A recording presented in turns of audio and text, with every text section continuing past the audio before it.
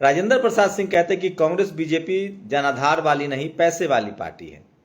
मतलब इन दोनों दलों के पास अकूत संपत्ति है।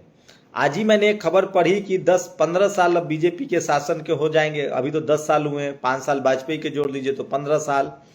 15 साल राज करने वाली बीजेपी के अकाउंट में लगभग 4,000 करोड़ है। कांग्रेस के अकाउंट में भी 150-200 करोड़ है, जबकि वो 15 साल से सत्ता से बाहर है, 10 साल से। तो जो पार्टी सोचिए उसके पास भी जब सत्ता में रही होगी तो ज्यादा पैसा रहा होगा। और अभी बीजेपी सत्ता में है तो 4-5 हजार करोड़ की पार्टी है। कांग्रेस अभी भी 150-200 करोड़ की पार्टी है। तो सोचिए, कांग्रेस और बीजेपी जनाधार वाली पार्टी नहीं है, पैसे वाली पार्टी है, राजेंद्र प्रसाद सिंह कहते हैं, जो समाज वैज्ञानिक है।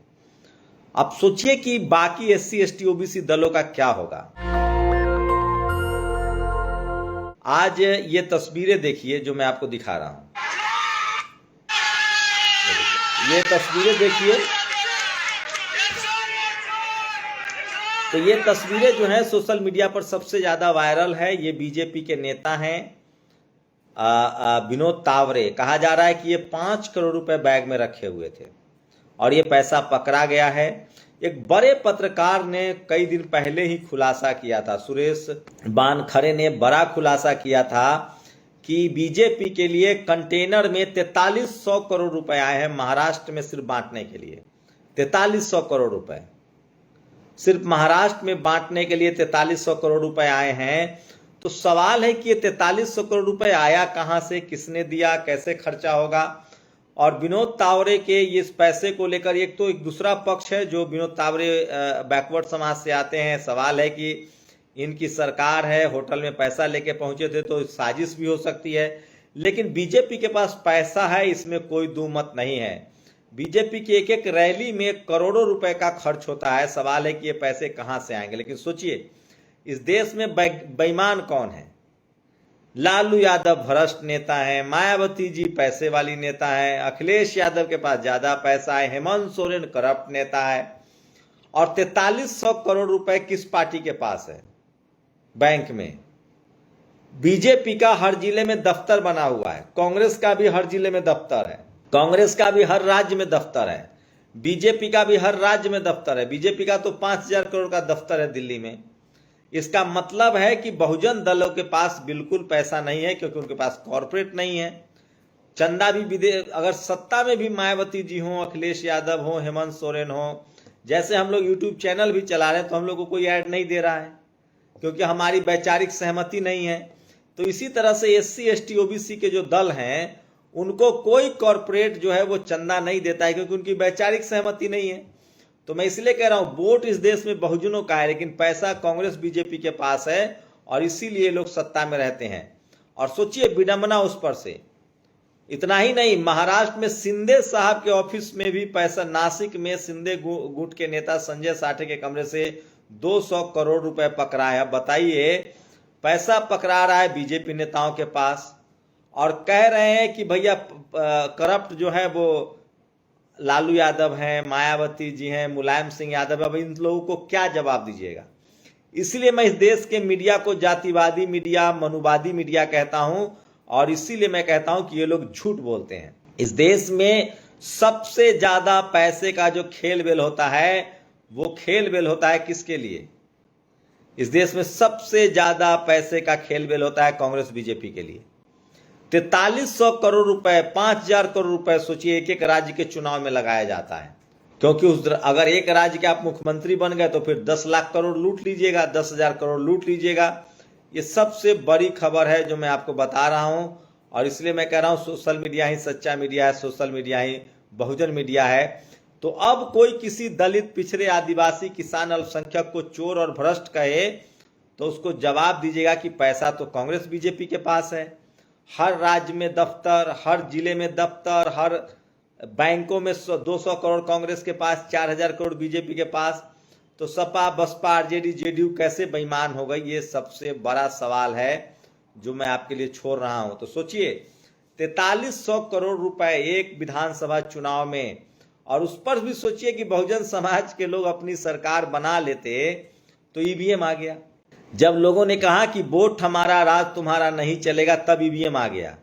उस पर से भी गनीमत देखिए कि ईवीएम आने के बावजूद जिन इलाकों में दलित पिछड़ों का वोट ज्यादा होता है वहां भाई साहब ईवीएम खराब हो जाता है, लेकिन काउंटिंग के समय ईवीएम खराब नहीं होता है।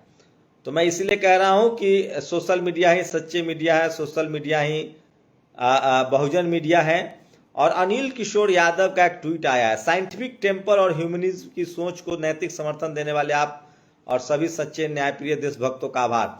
अजीत अंजुम लिख रहे हैं कि मैं तो आपकी सोच और सोच का मुरीद हो गया, डटे रहिए, टिके रहिए। आप सोचिए, अजीत अंजुम जैसे संपादक लोग 30-40 साल से पत्रकारिता में हैं, अनिल जैहिंस जैसे लोग इनको अब मिले हैं। मेरे माता पिता अंधविश्वासी थे, मेरी भी जिंदगी का बड़ा हिस्सा वैसा ही था। दुनिया के हजारों तथाकथित फेथ के अरबों अंधभक्तों का भी वही हाल है। सारे ऐसो आराम भोगेंगे। वैज्ञानिक प्रगति की और वैज्ञानिक सोच की बात करो तो तथाकथित फेथ के पीछे छुपकर दाभोलकर, कुलवर्गी, गोविंद पंसारे, गौरी लंकेश जैसे सच्चे बहादुरों की हत्या जैसे घिनौने कांड तक कर डालेंगे। मैं अंधविश्वासी नहीं, कायर नहीं, गुलाम नहीं। तो अनिल किशोर यादव जो है वो लगातार संविधान को लेकर और वैज्ञानिक टेम्परामेंट को लेकर बात करते रहे। तो खैर, हम लोग पैसे की बात कर रहे थे। क्रांति कुमार ने पोस्ट लिखा है कि 4300 करोड़ रुपए आए हैं बीजेपी के लिए चुनाव जीतने के लिए, और 5 करोड़ तो एक नमूना था जो आज पकड़ा गया है। बीजेपी के लिए बड़ी मुश्किल हो गई है, और ठीक चुनाव से पहले ये पैसा पकड़ा जाना ये इस बात का संकेत है कि बीजेपी के लिए मुश्किल बढ़ रही है। महाराष्ट्र और झारखंड में, और मैं जैसा बता रहा हूं, महाविकास अघाड़ी को वोट नहीं दिया तो 23 नवंबर को गुजरात में पटाखे फूटेंगे। ये बात सोशल मीडिया पर वायरल है। और तो सोशल मीडिया ही सच्चा मीडिया है, सोशल मीडिया ही बहुजन मीडिया है। तो इस तरह से ये बड़ी खबर है जो सोशल मीडिया पर सबसे ज्यादा वायरल है। लेकिन सवाल है कि 4300 करोड़ रुपए का आरोप लगाया गया। अगर ये आरोप झूठ है तो फिर बीजेपी के नेता कार्रवाई करे इन पर। और अगर एक आरोप सोचिए तो विनोद, एक पक्ष आया है बीजेपी का, भाजपा के राष्ट्रीय महामंत्री विनोद तावड़े पर एफआईआर पैसे के संदर्भ में नहीं है, जैसा कि मीडिया में प्रसारित किया जा रहा है और विपक्ष बोल रहा है। एक कार्रवाई चुनाव प्रचार समाप्त होने के बाद दूसरे विधानसभा क्षेत्र में उपस्थित होने के मामले में की गई है। चुनाव प्रचार समाप्त होने के 48 घंटे बाद तक दूसरे विधानसभा क्षेत्र में नहीं जा सकते हैं। ये एफआईआर आचार संहिता के उल्लंघन में की गई है। पैसे बांटने का कोई मामला ही नहीं है। ये अमित बाल्मीकि है जो जिन्होंने ट्वीट किया है। दिलीप मंडल का क्या टेक आता है उस पर हम लोग सबकी निगाह रहेगी। तो सोशल मीडिया है। जिग्नेश मेवानी ने कहा है गुजरात के आनंद जिले में भाजपा के कॉर्पोरेटर पर महिला ने रेप की एफआईआर कराई है। इसके पहले राजकोट में भी भाजपा के कार्यकर्ता रेप के आरोप में 40 दिन तक फरार रहे हैं। प्रधानमंत्री से अपील करना चाहता हूं। तो जिग्नेश मेवानी कांग्रेस के लिए अकेले प्रचार थामे हुए हैं। बड़ा दिन है। 2 राज्यों में, महाराष्ट्र और झारखंड में वोटिंग है। यूपी में बाईपोल है, राजस्थान में बाईपोल है, बिहार में बाईपोल है। आप अपने मतों का योगदान, वोटों का, अपनी वोटिंग जरूर कीजिए, क्योंकि भारत में, इस देश के 90% लोगों को जो भी मिला है वो सब संवैधानिक वजह से मिला है, वोट के अधिकार की वजह से मिला है। तो मैं फिर कह रहा हूं कि अपने वोट के अधिकार को मत जाने दीजिए। वोट के अधिकार आपके लिए बहुत जरूरी है, बहुत इंपॉर्टेंट है। जमकर वोटिंग कीजिए, और ये आपका जो है वो अधिकार है, मताधिकार है। और खासकर संविधान को मजबूत करना है तो वोटिंग जरूर कीजिए।